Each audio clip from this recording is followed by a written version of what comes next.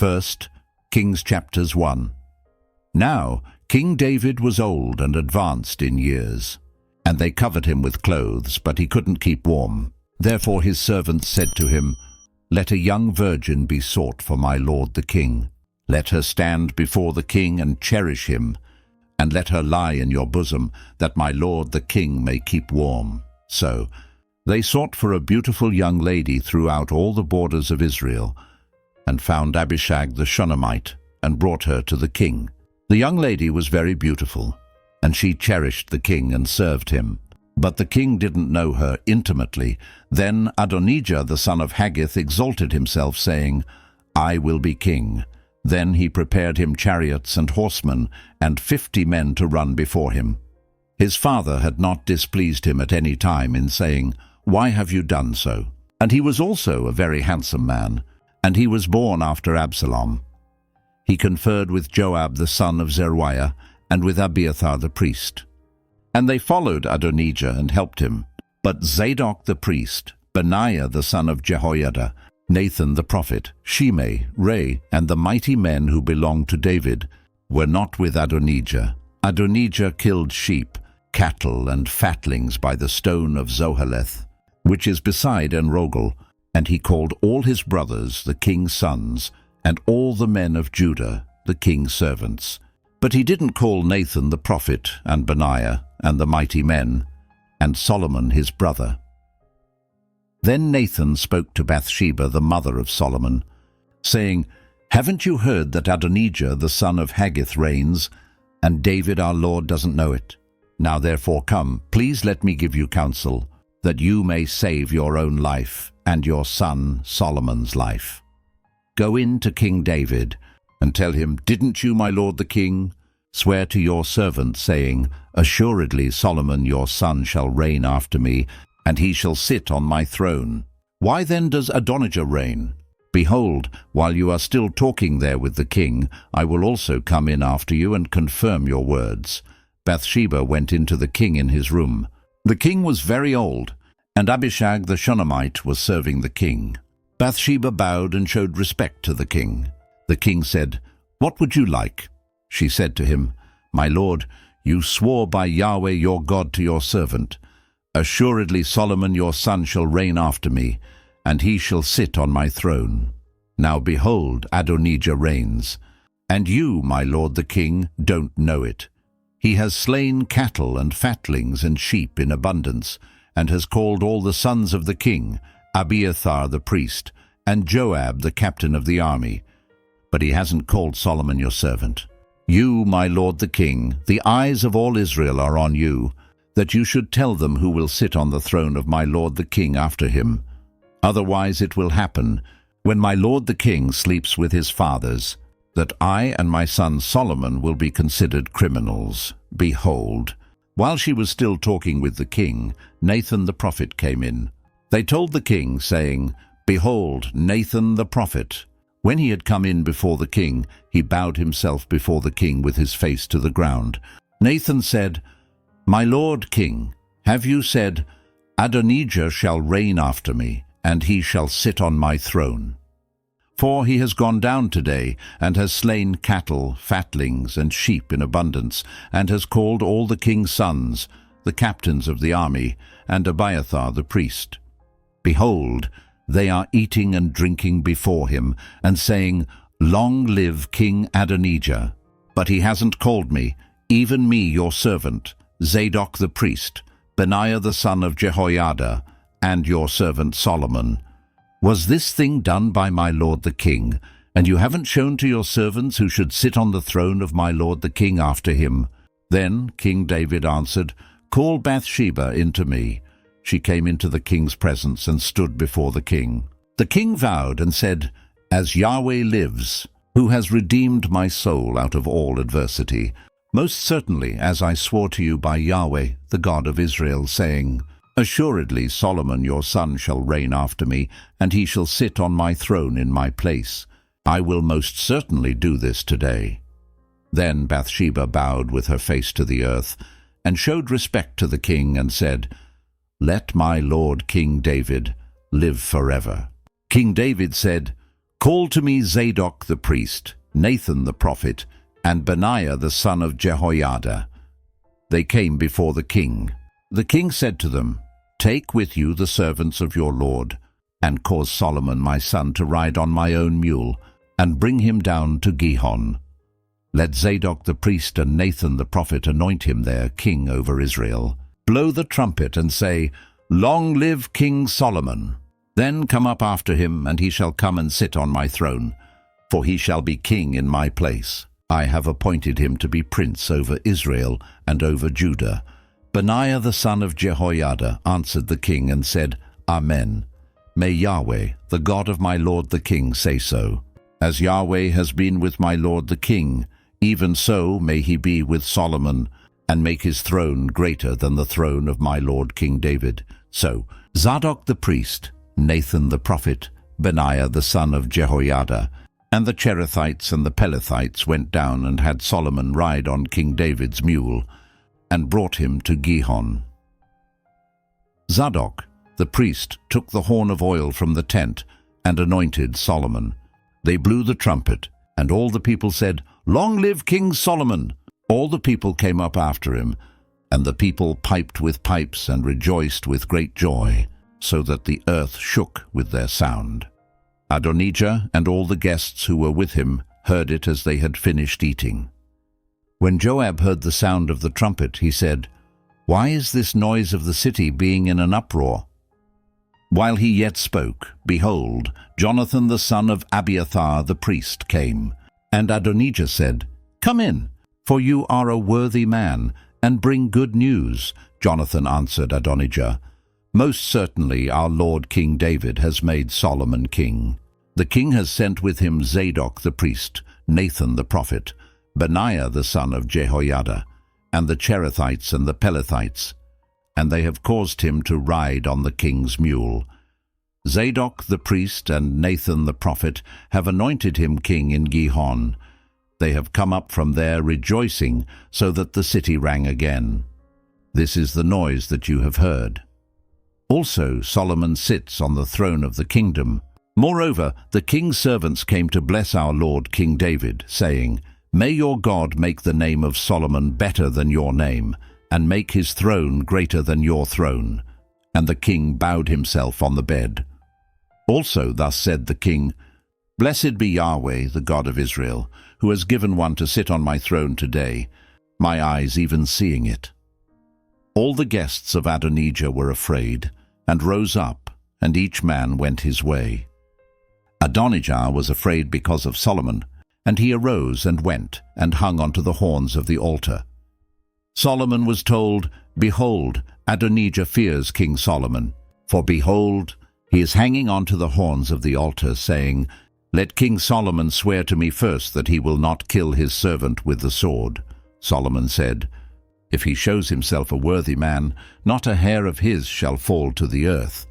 But if wickedness is found in him, he shall die. So King Solomon sent, and they brought him down from the altar. He came and bowed down to King Solomon, and Solomon said to him, Go to your house. First, Kings chapters 2. Now the days of David came near that he should die, and he commanded Solomon his son, saying, I am going the way of all the earth. You be strong, therefore, and show yourself a man, and keep the instruction of Yahweh your God, to walk in his ways, to keep his statutes, his commandments, his ordinances, and his testimonies, according to that which is written in the law of Moses, that you may prosper in all that you do, and wherever you turn yourself. Then Yahweh may establish his word which he spoke concerning me, saying, If your children are careful of their way, to walk before me in truth with all their heart and with all their soul, there shall not fail you, he said, a man on the throne of Israel. Moreover, you know also what Joab the son of Zeruiah did to me, even what he did to the 2 captains of the armies of Israel, to Abner the son of Ner, and to Amasa the son of Jether, whom he killed and shed the blood of war in peace, and put the blood of war on his sash that was around his waist, and in his sandals that were on his feet. Do therefore according to your wisdom, and don't let his grey head go down to Sheol in peace. But show kindness to the sons of Barzillai the Gileadite, and let them be among those who eat at your table. For so they came to me when I fled from Absalom your brother. Behold, there is with you Shimei the son of Gera, the Benjamite of Bahurim, who cursed me with a grievous curse in the day when I went to Mahanaim. But he came down to meet me at the Jordan, and I swore to him by Yahweh, saying, I will not put you to death with the sword. Now therefore don't hold him guiltless, for you are a wise man, and you will know what you ought to do to him, and you shall bring his grey head down to Sheol with blood. David slept with his fathers, and was buried in David's city. The days that David reigned over Israel were 40 years. He reigned 7 years in Hebron, and he reigned 33 years in Jerusalem. Solomon sat on David his father's throne, and his kingdom was firmly established. Then Adonijah the son of Haggith came to Bathsheba, the mother of Solomon. She said, Do you come peaceably? He said, Peaceably. He said, Moreover, I have something to tell you. She said, Say on. He said, You know that the kingdom was mine, and that all Israel set their faces on me, that I should reign. However, the kingdom is turned around, and has become my brother's. For it was his from Yahweh. Now I ask one petition of you. Don't deny me. She said to him, Say on. He said, Please speak to Solomon the king, for he will not tell you no, that he give me Abishag the Shunammite as wife. Bathsheba said, All right. I will speak for you to the king. Bathsheba therefore went to King Solomon to speak to him for Adonijah. The king rose up to meet her and bowed himself to her, and sat down on his throne, and caused a throne to be set for the king's mother. And she sat on his right hand. Then she said, I ask one small petition of you. Don't deny me. The king said to her, Ask on, my mother, for I will not deny you. She said, Let Abishag the Shunammite be given to Adonijah your brother as wife. King Solomon answered his mother, Why do you ask Abishag the Shunammite for Adonijah? Ask for him the kingdom also, for he is my elder brother. Even for him, and for Abiathar the priest, and for Joab the son of Zeruiah. Then King Solomon swore by Yahweh, saying, God do so to me, and more also, if Adonijah has not spoken this word against his own life. Now therefore, as Yahweh lives, who has established me and set me on my father David's throne, and who has made me a house as he promised, surely Adonijah shall be put to death today. King Solomon sent Benaiah the son of Jehoiada, and he fell on him, so that he died. To Abiathar the priest the king said, Go to Anathoth, to your own fields, for you are worthy of death. But I will not at this time put you to death, because you bore the Lord Yahweh's ark before David my father, and because you were afflicted in all in which my father was afflicted. So Solomon thrust Abiathar out from being priest to Yahweh, that he might fulfill Yahweh's word, which he spoke concerning the house of Eli in Shiloh. This news came to Joab. For Joab had followed Adonijah, although he didn't follow Absalom. Joab fled to Yahweh's tent and held on to the horns of the altar. King Solomon was told, Joab has fled to Yahweh's tent, and behold, he is by the altar. Then Solomon sent Benaiah the son of Jehoiada, saying, Go, fall on him. Benaiah came to Yahweh's tent and said to him, The king says, Come out. He said, No, but I will die here. Benaiah brought the king word again, saying, This is what Joab said, and this is how he answered me. The king said to him, Do as he has said, and fall on him and bury him, that you may take away the blood, which Joab shed without cause, from me and from my father's house. Yahweh will return his blood on his own head, because he fell on 2 men more righteous and better than he, and killed them with the sword. And my father David didn't know it, Abner the son of Ner, captain of the army of Israel, and Amasa the son of Jether, captain of the army of Judah. So their blood will return on the head of Joab and on the head of his offspring forever. But for David, for his offspring, for his house, and for his throne, there will be peace forever from Yahweh. Then Benaiah the son of Jehoiada went up and fell on him, and killed him, and he was buried in his own house in the wilderness. The king put Benaiah the son of Jehoiada in his place over the army, and the king put Zadok the priest in the place of Abiathar. The king sent and called for Shimei, and said to him, "Build yourself a house in Jerusalem, and live there, and don't go anywhere else. For on the day you go out and pass over the brook Kidron, know for certain that you will surely die. Your blood will be on your own head." Shimei said to the king, "What you say is good. As my lord the king has said, so will your servant do." Shimei lived in Jerusalem many days. At the end of 3 years, 2 of Shimei's slaves ran away to Achish, son of Maacah, king of Gath. They told Shimei, saying, "Behold, your slaves are in Gath." Shimei arose, saddled his donkey, and went to Gath to Achish to seek his slaves. And Shimei went and brought his slaves from Gath. Solomon was told that Shimei had gone from Jerusalem to Gath and had come again. The king sent and called for Shimei and said to him, "Didn't I adjure you by Yahweh and warn you, saying, 'Know for certain that on the day you go out and walk anywhere else you shall surely die'? You said to me, 'The saying that I have heard is good.' Why then have you not kept the oath of Yahweh and the commandment that I have instructed you with?" The king said moreover to Shimei, "You know in your heart all the wickedness that you did to David my father. Therefore Yahweh will return your wickedness on your own head. But King Solomon will be blessed, and David's throne will be established before Yahweh forever." So the king commanded Benaiah the son of Jehoiada, and he went out and fell on him so that he died. The kingdom was established in the hand of Solomon. 1 Kings chapters 3. Solomon made a marriage alliance with Pharaoh king of Egypt. He took Pharaoh's daughter and brought her into David's city until he had finished building his own house, Yahweh's house and the wall around Jerusalem. However, the people sacrificed in the high places because there was not yet a house built for Yahweh's name. Solomon loved Yahweh, walking in the statutes of David his father, except that he sacrificed and burned incense in the high places. The king went to Gibeon to sacrifice there, for that was the great high place. Solomon offered 1,000 burnt offerings on that altar. In Gibeon, Yahweh appeared to Solomon in a dream by night, and God said, "Ask for what I should give you." Solomon said, "You have shown to your servant David my father great loving kindness, because he walked before you in truth, in righteousness, and in uprightness of heart with you. You have kept for him this great loving kindness, that you have given him a son to sit on his throne, as it is today. Now, Yahweh my God, you have made your servant king instead of David my father. I'm just a little child. I don't know how to go out or come in.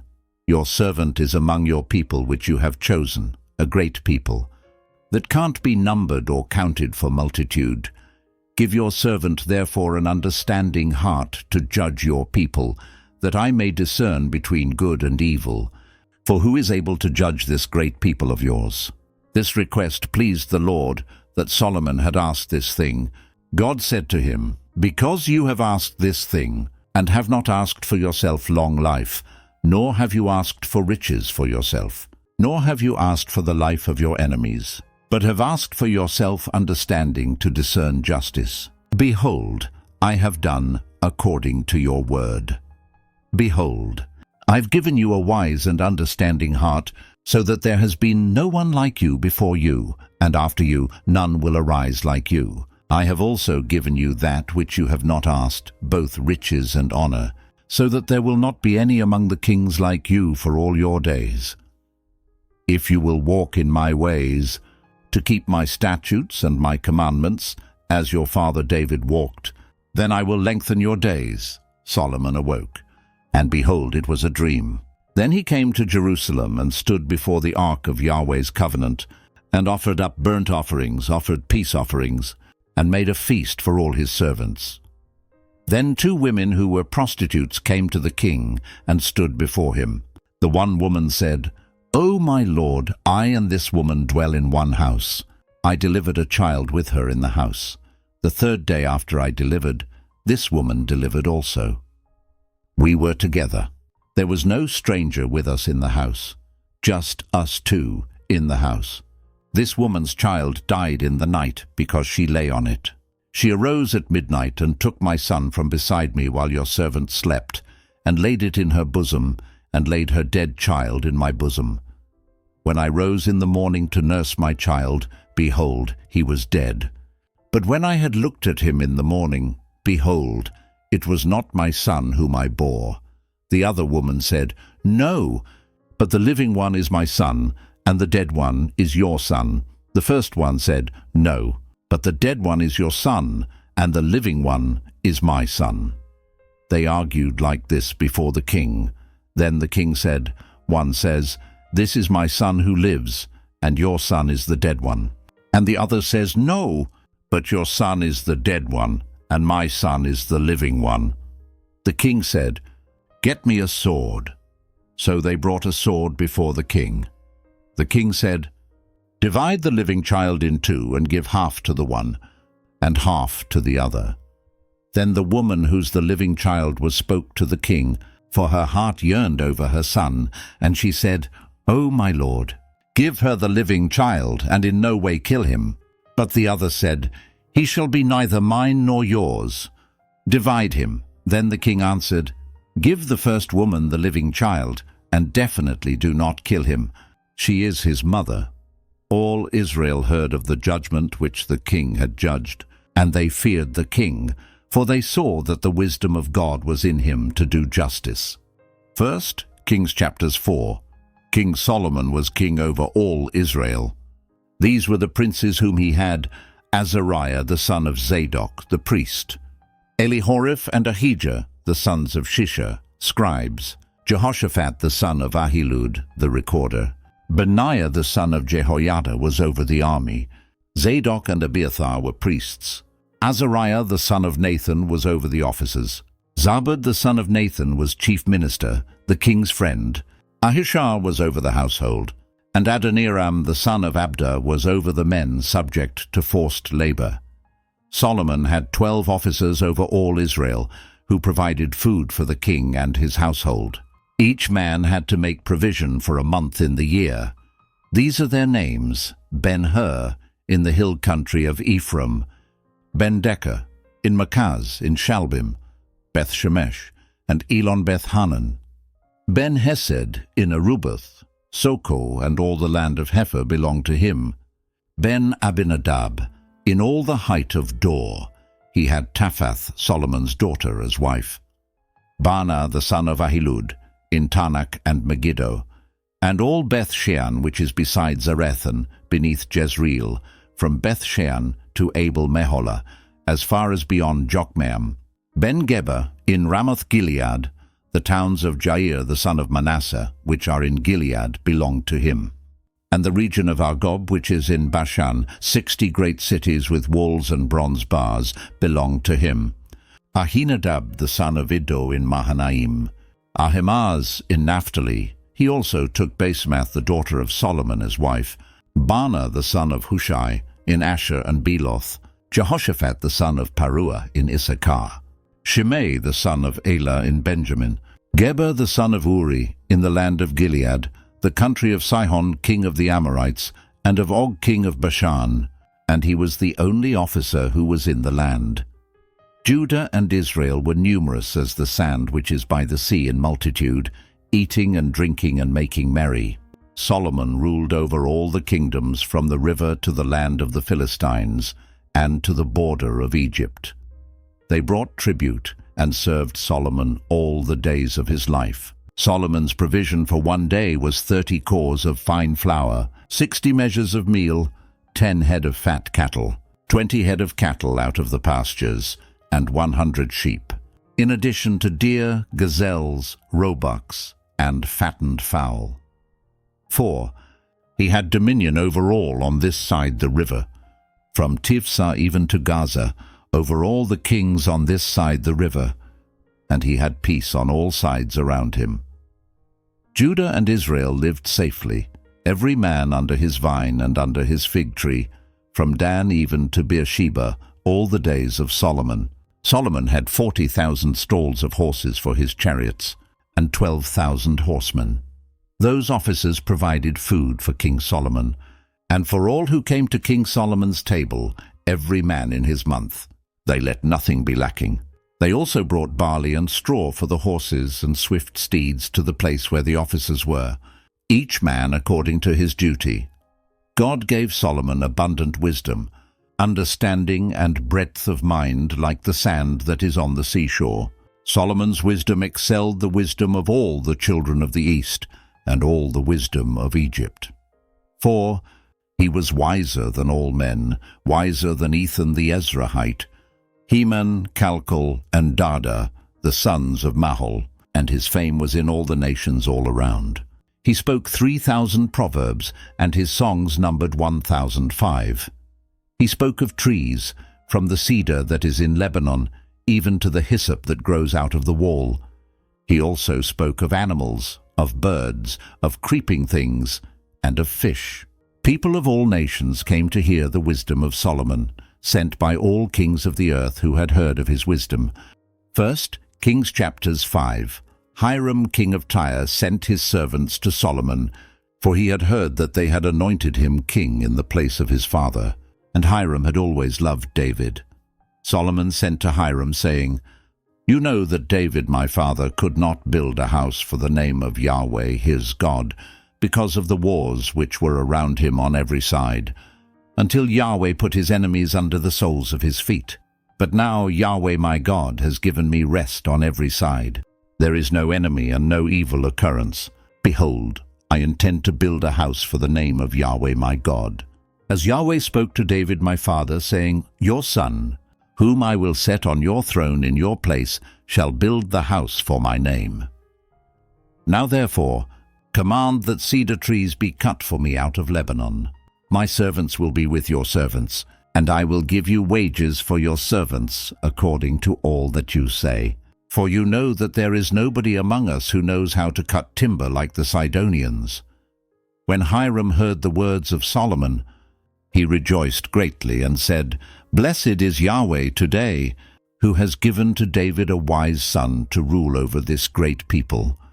Hiram sent to Solomon, saying, "I have heard the message which you have sent to me. I will do all your desire concerning timber of cedar and concerning cypress timber. My servants will bring them down from Lebanon to the sea. I will make them into rafts to go by sea to the place that you specify to me, and will cause them to be broken up there, and you will receive them. You will accomplish my desire in giving food for my household." So Hiram gave Solomon cedar timber and cypress timber according to all his desire. Solomon gave Hiram 20,000 cors of wheat for food to his household, and 20 cors of pure oil. Solomon gave this to Hiram year by year. Yahweh gave Solomon wisdom, as he promised him. There was peace between Hiram and Solomon, and the two of them made a treaty together. King Solomon raised a levy out of all Israel, and the levy was 30,000 men. He sent them to Lebanon, 10,000 a month by courses. For a month they were in Lebanon, and 2 months at home. And Adoniram was over the men subject to forced labor. Solomon had 70,000 who bore burdens, and 80,000 who were stone cutters in the mountains. Besides Solomon's chief officers who were over the work, 3,300 who ruled over the people who labored in the work. The king commanded, and they cut out large stones, costly stones, to lay the foundation of the house with worked stone. Solomon's builders and Hiram's builders and the Gebalites cut them and prepared the timber and the stones to build the house. First, Kings chapters 6. In the 480th year after the children of Israel had come out of the land of Egypt, in the 4th year of Solomon's reign over Israel, in the month Ziv, which is the 2nd month, he began to build Yahweh's house. The house which King Solomon built for Yahweh had a length of 60 cubits, and its width 20, and its height 30 cubits. The porch in front of the temple of the house had a length of 20 cubits, which was along the width of the house. 10 cubits was its width in front of the house. He made windows of fixed latticework for the house, Against the wall of the house he built floors all around, against the walls of the house all around, both of the temple and of the inner sanctuary, and he made side rooms all around. The lowest floor was 5 cubits wide, and the middle was 6 cubits wide, and the third was 7 cubits wide. For on the outside he made offsets in the wall of the house all around, that the beams should not be inserted into the walls of the house. The house, when it was under construction, was built of stone prepared at the quarry, and no hammer or axe or any tool of iron was heard in the house while it was under construction. The door for the middle side rooms was in the right side of the house. They went up by winding stairs into the middle floor, and out of the middle into the third. So he built the house and finished it, and he covered the house with beams and planks of cedar. He built the floors all along the house, each 5 cubits high, and they rested on the house with timbers of cedar. Yahweh's word came to Solomon, saying, "Concerning this house which you are building, if you will walk in my statutes and execute my ordinances, and keep all my commandments to walk in them, then I will establish my word with you, which I spoke to David your father. I will dwell among the children of Israel, and will not forsake my people Israel." So Solomon built the house and finished it. He built the walls of the house within with boards of cedar. From the floor of the house to the walls of the ceiling, he covered them on the inside with wood. He covered the floor of the house with cypress boards. He built 20 cubits of the back part of the house with boards of cedar from the floor to the ceiling. He built this within for an inner sanctuary, even for the most holy place. In front of the temple sanctuary was 40 cubits long. There was cedar on the house within, carved with buds and open flowers. All was cedar. No stone was visible. He prepared an inner sanctuary in the middle of the house within, to set the ark of Yahweh's covenant there. Within the inner sanctuary was 20 cubits in length, and 20 cubits in width, and 20 cubits in its height. He overlaid it with pure gold.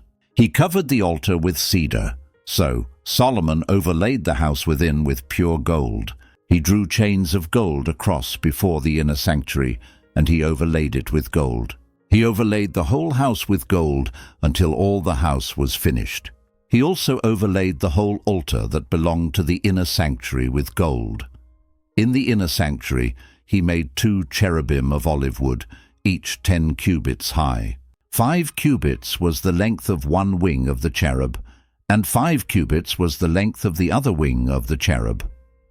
From the tip of one wing to the tip of the other was 10 cubits. The other cherub was 10 cubits. Both the cherubim were of one measure and one form. One cherub was 10 cubits high, and so was the other cherub. He set the cherubim within the inner house. The wings of the cherubim were stretched out, so that the wing of the one touched the one wall, and the wing of the other cherub touched the other wall, and their wings touched one another in the middle of the house. He overlaid the cherubim with gold. He carved all the walls of the house around with carved figures of cherubim, palm trees and open flowers, inside and outside. He overlaid the floor of the house with gold, inside and outside. For the entrance of the inner sanctuary he made doors of olive wood. The lintel and doorposts were a 5th part of the wall. So he made 2 doors of olive wood, and he carved on them carvings of cherubim, palm trees and open flowers, and overlaid them with gold. He spread the gold on the cherubim and on the palm trees. He also made the entrance of the temple doorposts of olive wood, out of a 4th part of the wall, and 2 doors of cypress wood. The 2 leaves of the one door were folding, and the 2 leaves of the other door were folding. He carved cherubim, palm trees, and open flowers, and he overlaid them with gold fitted on the engraved work. He built the inner court with 3 courses of cut stone and a course of cedar beams. The foundation of Yahweh's house was laid in the 4th year, in the month Ziv.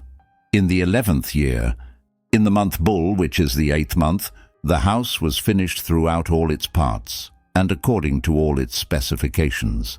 So he spent 7 years building it. First, Kings chapters 7.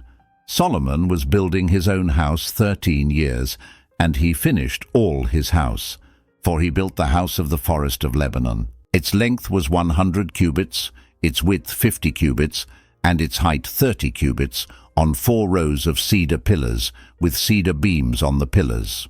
It was covered with cedar above over the 45 beams that were on the pillars, 15 in a row. There were beams in 3 rows, and window was facing window in 3 ranks. All the doors and posts were made square with beams, and window was facing window in 3 ranks. He made the hall of pillars. Its length was 50 cubits, and its width 30 cubits, with a porch before them, and pillars and a threshold before them. He made the porch of the throne where he was to judge, even the porch of judgment, and it was covered with cedar from floor to floor. His house where he was to dwell, the other court within the porch, was of the same construction. He made also a house for Pharaoh's daughter, whom Solomon had taken as wife, like this porch. All these were of costly stones, even of stone cut according to measure, sawed with saws inside and outside, even from the foundation to the coping. And so on the outside to the great court. The foundation was of costly stones, even great stones, stones of 10 cubits and stones of 8 cubits. Above were costly stones, even cut stone according to measure, and cedar wood. The great court around had 3 courses of cut stone with a course of cedar beams, like the inner court of Yahweh's house and the porch of the house. King Solomon sent and brought Hiram out of Tyre. He was the son of a widow of the tribe of Naphtali, and his father was a man of Tyre, a worker in bronze. And he was filled with wisdom and understanding and skill to work all works in bronze. He came to King Solomon and performed all his work. For he fashioned the 2 pillars of bronze, 18 cubits high apiece, and a line of 12 cubits encircled either of them. He made 2 capitals of molten bronze to set on the tops of the pillars. The height of the one capital was 5 cubits, and the height of the other capital was 5 cubits. There were nets of checker work and wreaths of chain work for the capitals which were on the top of the pillars, 7 for the one capital, and 7 for the other capital. So he made the pillars, and there were 2 rows of pomegranates around the one network, to cover the capitals that were on the top of the pillars, and he did so for the other capital. The capitals that were on the top of the pillars in the porch were of lily work, 4 cubits. There were capitals above also on the 2 pillars, close by the belly which was beside the network. There were 200 pomegranates in rows around the other capital. He set up the pillars at the porch of the temple. He set up the right pillar and called its name Yakin, and he set up the left pillar and called its name Boaz. On the tops of the pillars was lily work. So the work of the pillars was finished. He made the molten sea 10 cubits from brim to brim, round in shape. Its height was 5 cubits, and a line of 30 cubits encircled it. Under its brim around there were buds which encircled it for 10 cubits, encircling the sea. The buds were in 2 rows, cast when it was cast. It stood on 12 oxen, 3 looking toward the north, and 3 looking toward the west, and 3 looking toward the south, and 3 looking toward the east. And the sea was set on them above, and all their hindquarters were inward. It was a hand-width thick. Its brim was worked like the brim of a cup, like the flower of a lily. It held 2,000 baths. He made the 10 bases of bronze. The length of one base was 4 cubits its width, and 3 cubits its height. The work of the bases was like this.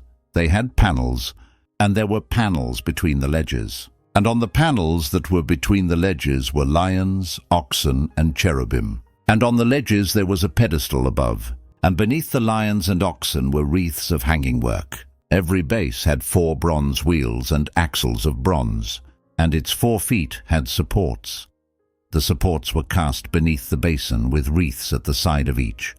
Its opening within the capital and above was a cubit. Its opening was round like the work of a pedestal, a cubit and a half. And also on its opening were engravings, and their panels were square, not round. The 4 wheels were underneath the panels, and the axles of the wheels were in the base.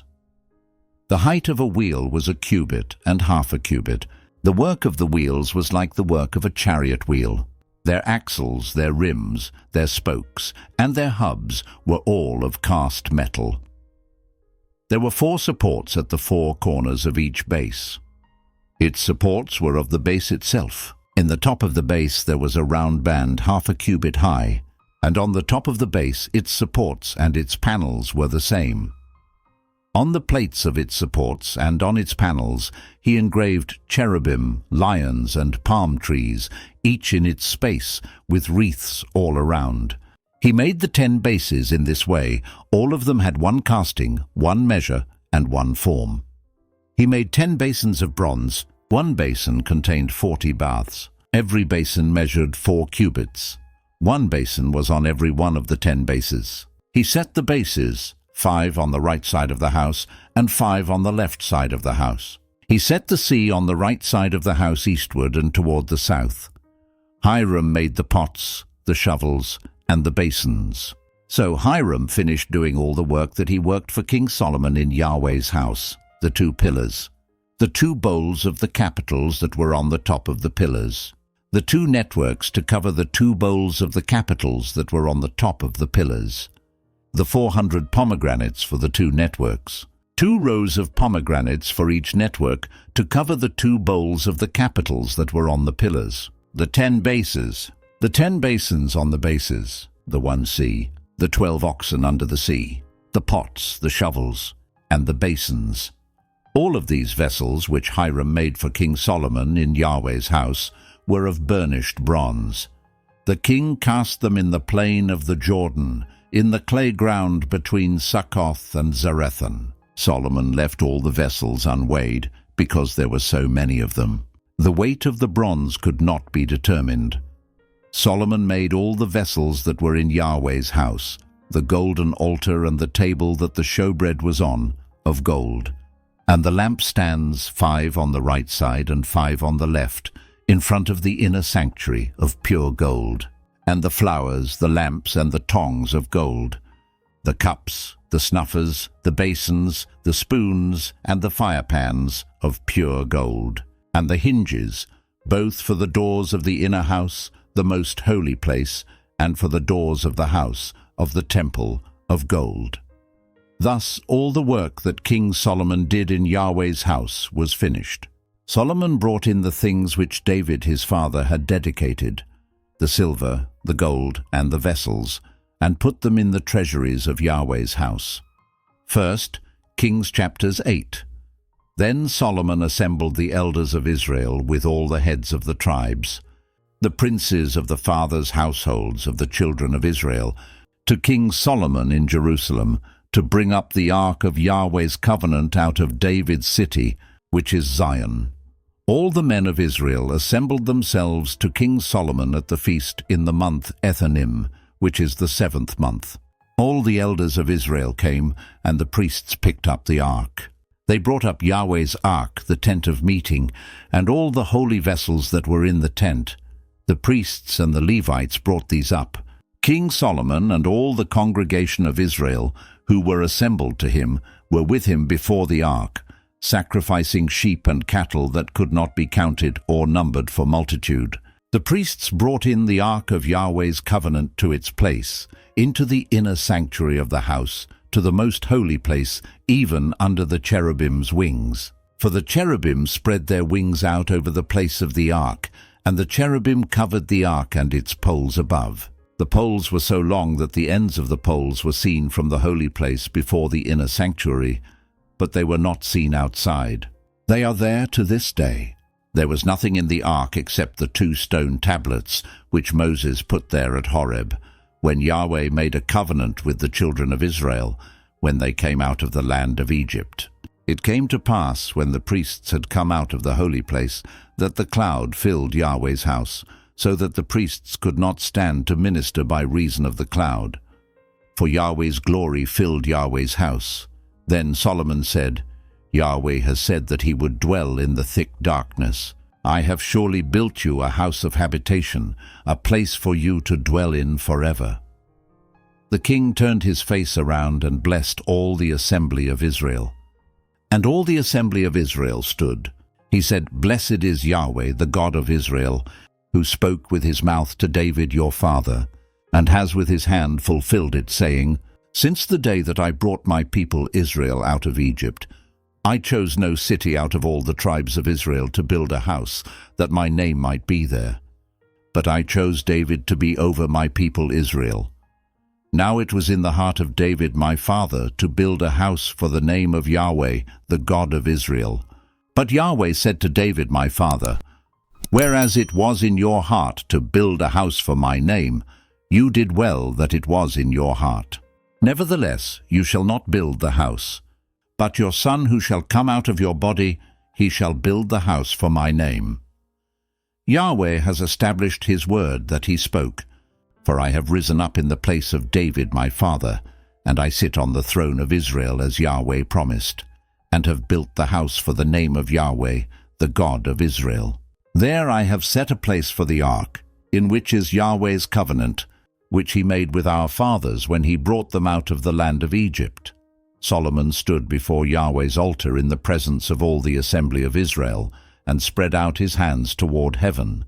And he said, Yahweh, the God of Israel, there is no God like you, in heaven above or on earth beneath, who keeps covenant and loving kindness with your servants, who walk before you with all their heart, who has kept with your servant David my father that which you promised him. Yes, you spoke with your mouth, and have fulfilled it with your hand, as it is today. Now therefore may Yahweh, the God of Israel, keep with your servant David my father that which you have promised him, saying, There shall not fail from you a man in my sight to sit on the throne of Israel, if only your children take heed to their way, to walk before me as you have walked before me. Now therefore, God of Israel, please let your word be verified, which you spoke to your servant David my father. But will God in very deed dwell on the earth? Behold, heaven and the heaven of heavens can't contain you, how much less this house that I have built. Yet have respect for the prayer of your servant, and for his supplication, Yahweh my God, to listen to the cry and to the prayer which your servant prays before you today, that your eyes may be open toward this house night and day, even toward the place of which you have said, My name shall be there, to listen to the prayer which your servant prays toward this place. Listen to the supplication of your servant and of your people Israel when they pray toward this place. Yes, hear in heaven your dwelling place, and when you hear, forgive. If a man sins against his neighbor, and an oath is laid on him to cause him to swear, and he comes and swears before your altar in this house, then hear in heaven, and act, and judge your servants, condemning the wicked, to bring his way on his own head, and justifying the righteous, to give him according to his righteousness. When your people Israel are struck down before the enemy, because they have sinned against you, if they turn again to you and confess your name, and pray and make supplication to you in this house, then hear in heaven, and forgive the sin of your people Israel, and bring them again to the land which you gave to their fathers. When the sky is shut up, and there is no rain because they have sinned against you, if they pray toward this place and confess your name, and turn from their sin when you afflict them, then hear in heaven, and forgive the sin of your servants, and of your people Israel, when you teach them the good way in which they should walk, and send rain on your land, which you have given to your people for an inheritance. If there is famine in the land, if there is pestilence, if there is blight, mildew, locust, or caterpillar, if their enemy besieges them in the land of their cities, whatever plague, whatever sickness there is, whatever prayer and supplication is made by any man, or by all your people Israel, who shall each know the plague of his own heart, and spread out his hands toward this house, then hear in heaven your dwelling place, and forgive and act, and give to every man according to all his ways, whose heart you know, for you, even you only, know the hearts of all the children of men, that they may fear you all the days that they live in the land which you gave to our fathers. Moreover, concerning the foreigner, who is not of your people Israel, when he comes out of a far country for your name's sake. For they shall hear of your great name and of your mighty hand and of your outstretched arm. When he comes and prays toward this house, here in heaven your dwelling place, and do according to all that the foreigner calls to you for, that all the peoples of the earth may know your name to fear you, as do your people Israel, and that they may know that this house which I have built is called by your name. If your people go out to battle against their enemy, by whatever way you shall send them, and they pray to Yahweh toward the city which you have chosen, and toward the house which I have built for your name, then hear in heaven their prayer and their supplication, and maintain their cause. If they sin against you, for there is no man who doesn't sin, and you are angry with them and deliver them to the enemy, so that they carry them away captive to the land of the enemy, far off or near. Yet if they repent in the land where they are carried captive, and turn again, and make supplication to you in the land of those who carried them captive, saying, We have sinned and have done perversely. We have dealt wickedly. If they return to you with all their heart and with all their soul in the land of their enemies who carried them captive, and pray to you toward their land which you gave to their fathers, the city which you have chosen, and the house which I have built for your name, then hear their prayer and their supplication in heaven, your dwelling place, and maintain their cause, and forgive your people who have sinned against you, and all their transgressions in which they have transgressed against you, and give them compassion before those who carried them captive, that they may have compassion on them, for they are your people and your inheritance, which you brought out of Egypt from the middle of the iron furnace, that your eyes may be open to the supplication of your servant and to the supplication of your people Israel, to listen to them whenever they cry to you. For you separated them from among all the peoples of the earth to be your inheritance, as you spoke by Moses your servant, when you brought our fathers out of Egypt, Lord Yahweh. It was so, that when Solomon had finished praying all this prayer and supplication to Yahweh, he arose from before Yahweh's altar, from kneeling on his knees with his hands spread out toward heaven. He stood and blessed all the assembly of Israel with a loud voice, saying, Blessed be Yahweh, who has given rest to his people Israel, according to all that he promised. There has not failed one word of all his good promise, which he promised by Moses his servant. May Yahweh our God be with us as he was with our fathers. Let him not leave us or forsake us, that he may incline our hearts to him, to walk in all his ways, and to keep his commandments, his statutes, and his ordinances, which he commanded our fathers. Let these my words, with which I have made supplication before Yahweh, be near to Yahweh our God day and night, that he may maintain the cause of his servant and the cause of his people Israel, as every day requires, that all the peoples of the earth may know that Yahweh himself is God. There is no one else. Let your heart therefore be perfect with Yahweh our God, to walk in his statutes and to keep his commandments, as it is today. The king and all Israel with him offered sacrifice before Yahweh. Solomon offered for the sacrifice of peace offerings, which he offered to Yahweh, 22,000 head of cattle and 120,000 sheep. So the king and all the children of Israel dedicated Yahweh's house. The same day the king made the middle of the court holy that was before Yahweh's house. For there he offered the burnt offering, the meal offering, and the fat of the peace offerings. Because the bronze altar that was before Yahweh was too little to receive the burnt offering, the meal offering, and the fat of the peace offerings.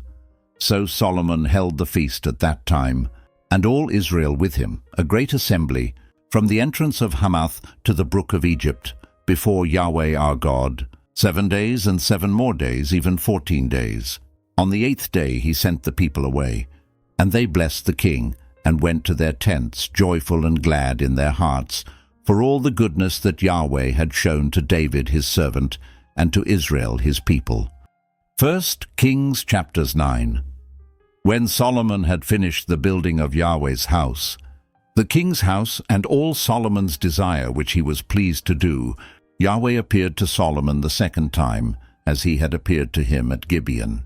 Yahweh said to him, I have heard your prayer and your supplication that you have made before me.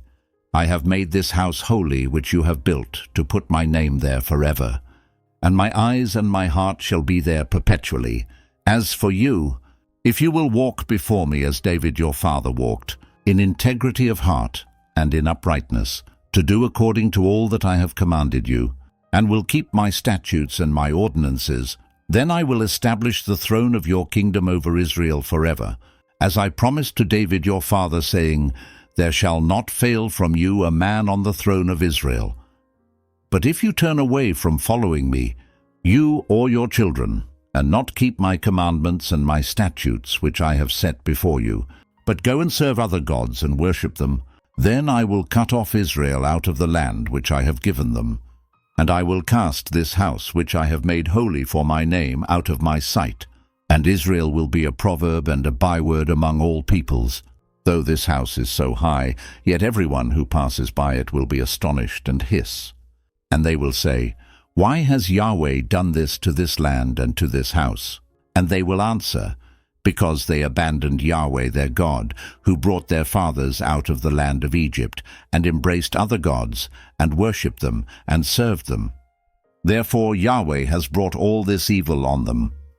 At the end of 20 years, in which Solomon had built the two houses, Yahweh's house and the king's house, now Hiram the king of Tyre had furnished Solomon with cedar trees and cypress trees, and with gold according to all his desire. King Solomon gave Hiram 20 cities in the land of Galilee. Hiram came out of Tyre to see the cities which Solomon had given him, and they didn't please him. He said, What cities are these which you have given me, my brother? He called them the land of Kabul to this day. Hiram sent to the king 120 talents of gold. This is the reason of the forced labor which King Solomon conscripted to build Yahweh's house, his own house, Millo, Jerusalem's wall, Hazor, Megiddo, and Giza. Pharaoh king of Egypt had gone up, taken Giza, burned it with fire, killed the Canaanites who lived in the city, and given it for a wedding gift to his daughter, Solomon's wife. Solomon built in the land Giza, Beth-horon the lower, Baalath, Tamar in the wilderness, all the storage cities that Solomon had, the cities for his chariots, the cities for his horsemen, and that which Solomon desired to build for his pleasure in Jerusalem, and in Lebanon, and in all the land of his dominion. As for all the people who were left of the Amorites, the Hittites, the Perizzites, the Hivites, and the Jebusites, who were not of the children of Israel, their children who were left after them in the land, whom the children of Israel were not able utterly to destroy, of them Solomon raised a levy of bondservants to this day. But of the children of Israel Solomon made no bondservants, but they were the men of war, his servants, his princes, his captains, and rulers of his chariots and of his horsemen. These were the 550 chief officers who were over Solomon's work, who ruled over the people who labored in the work.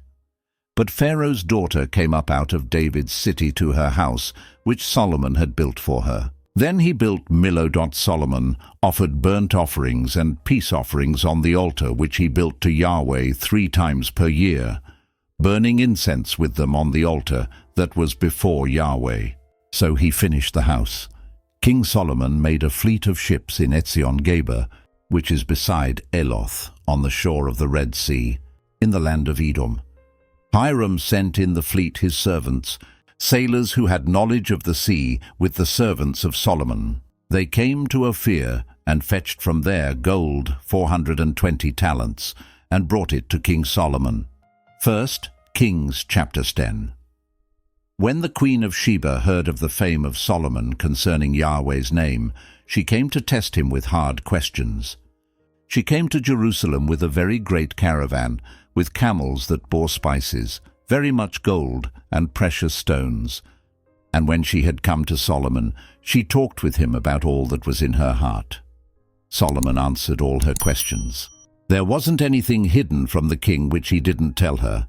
When the Queen of Sheba had seen all the wisdom of Solomon, the house that he had built, the food of his table, the sitting of his servants, the attendance of his officials, their clothing, his cupbearers, and his ascent by which he went up to Yahweh's house, there was no more spirit in her.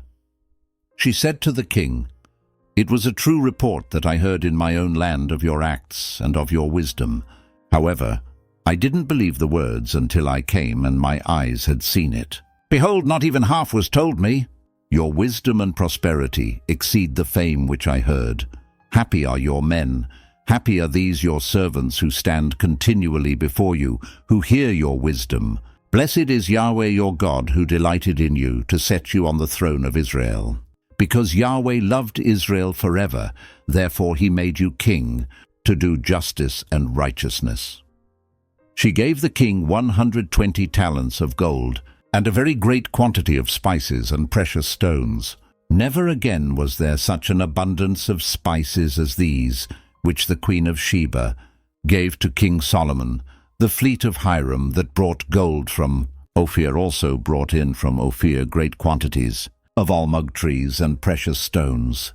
The king made of the almug trees pillars for Yahweh's house and for the king's house, harps also, and stringed instruments for the singers.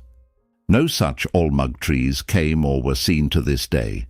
King Solomon gave to the Queen of Sheba all her desire, whatever she asked, in addition to that which Solomon gave her of his royal bounty. So she turned and went to her own land, she and her servants.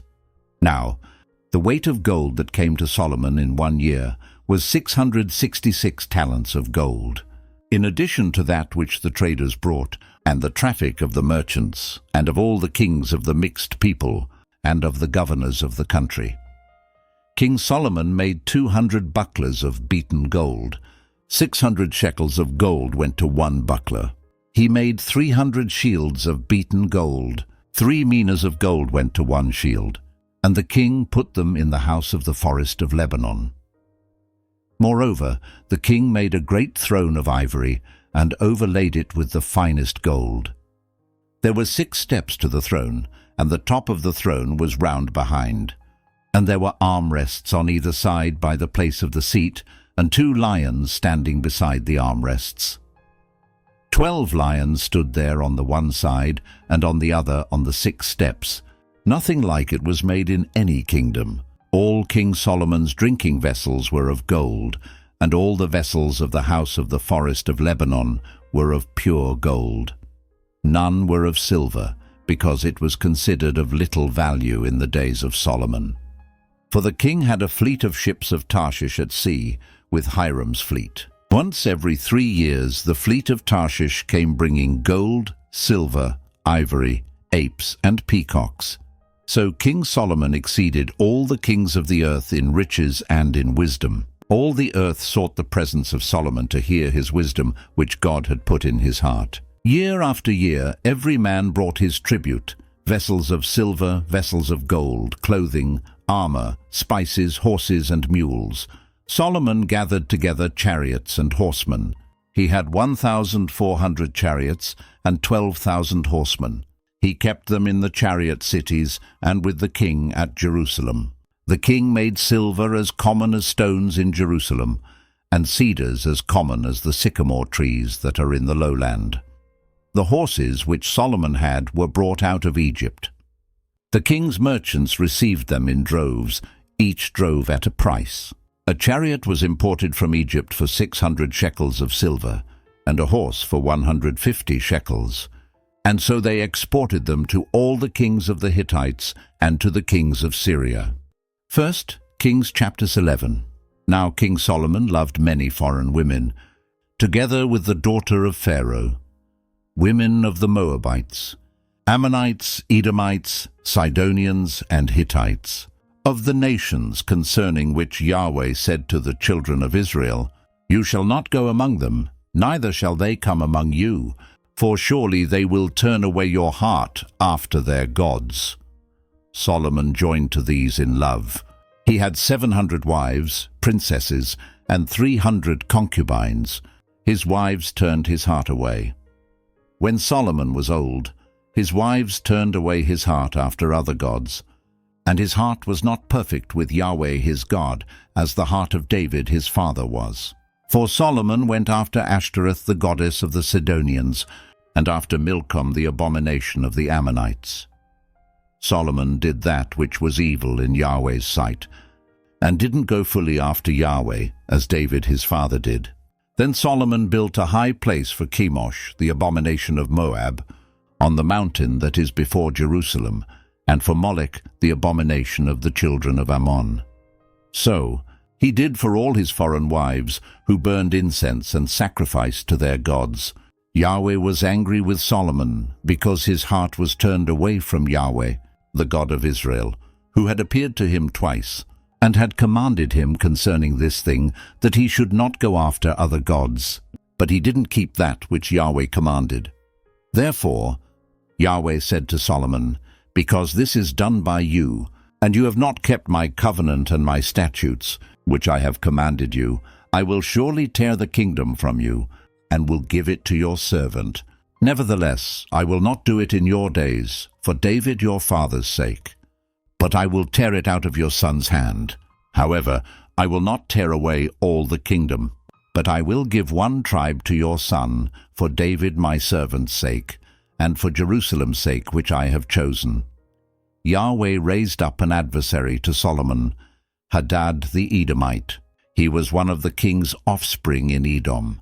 For when David was in Edom, and Joab the captain of the army had gone up to bury the slain, and had struck every male in Edom, for Joab and all Israel remained there 6 months, until he had cut off every male in Edom, Hadad fled, he and certain Edomites of his father's servants with him, to go into Egypt. When Hadad was still a little child, they arose out of Midian and came to Paran, and they took men with them out of Paran, and they came to Egypt, to Pharaoh king of Egypt, who gave him a house, and appointed him food, and gave him land.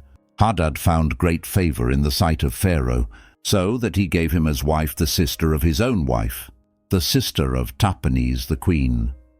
The sister of Tahpenes bore him Genubath his son, whom Tahpenes weaned in Pharaoh's house. And Genubath was in Pharaoh's house among the sons of Pharaoh. When Hadad heard in Egypt that David slept with his fathers, and that Joab the captain of the army was dead, Hadad said to Pharaoh, "Let me depart, that I may go to my own country." Then Pharaoh said to him, "But what have you lacked with me, that, behold, you seek to go to your own country?" He answered, "Nothing, however, only let me depart." God raised up an adversary to him, Rezon the son of Eliada, who had fled from his lord, Hadadezer king of Zobah. He gathered men to himself and became captain over a troop, when David killed them of Zobah. They went to Damascus and lived there, and reigned in Damascus. He was an adversary to Israel all the days of Solomon, in addition to the mischief of Hadad. He abhorred Israel, and reigned over Syria. Jeroboam the son of Nebat, an Ephraimite of Zeradah, a servant of Solomon, whose mother's name was Zeruah, a widow, also lifted up his hand against the king. This was the reason why he lifted up his hand against the king. Solomon built Millo and repaired the breach of his father David's city.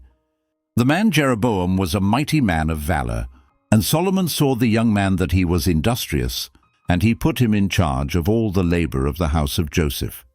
At that time, when Jeroboam went out of Jerusalem, the prophet Ahijah the Shilonite found him on the way. Now Ahijah had clad himself with a new garment, and the two of them were alone in the field. Ahijah took the new garment that was on him, and tore it in 12 pieces. He said to Jeroboam, "Take 10 pieces. For Yahweh, the God of Israel, says, Behold, I will tear the kingdom out of the hand of Solomon, and will give 10 tribes to you. But he shall have 1 tribe, for my servant David's sake, and for Jerusalem's sake, the city which I have chosen out of all the tribes of Israel, because they have forsaken me, and have worshipped Ashtoreth the goddess of the Sidonians, Chemosh the god of Moab, and Milcom the god of the children of Ammon. They have not walked in my ways, to do that which is right in my eyes, and to keep my statutes and my ordinances, as David his father did. However, I will not take the whole kingdom out of his hand, but I will make him prince all the days of his life for David my servant's sake, whom I chose. who kept my commandments and my statutes. But I will take the kingdom out of his son's hand, and will give it to you, even 10 tribes. I will give 1 tribe to his son, that David my servant may have a lamp always before me in Jerusalem, the city which I have chosen for myself to put my name there. I will take you, and you shall reign according to all that your soul desires, and shall be king over Israel. It shall be, if you will listen to all that I command you, and will walk in my ways, and do that which is right in my eyes, to keep my statutes and my commandments, as David my servant did, that I will be with you, and will build you a sure house, as I built for David, and will give Israel to you. I will afflict the offspring of David for this, but not forever. Therefore Solomon sought to kill Jeroboam. But Jeroboam arose and fled into Egypt, to Shishak king of Egypt, and was in Egypt until the death of Solomon. Now, the rest of the acts of Solomon, and all that he did, and his wisdom, aren't they written in the book of the Acts of Solomon? The time that Solomon reigned in Jerusalem over all Israel was 40 years. Solomon slept with his fathers, and was buried in his father David's city, and Rehoboam his son reigned in his place.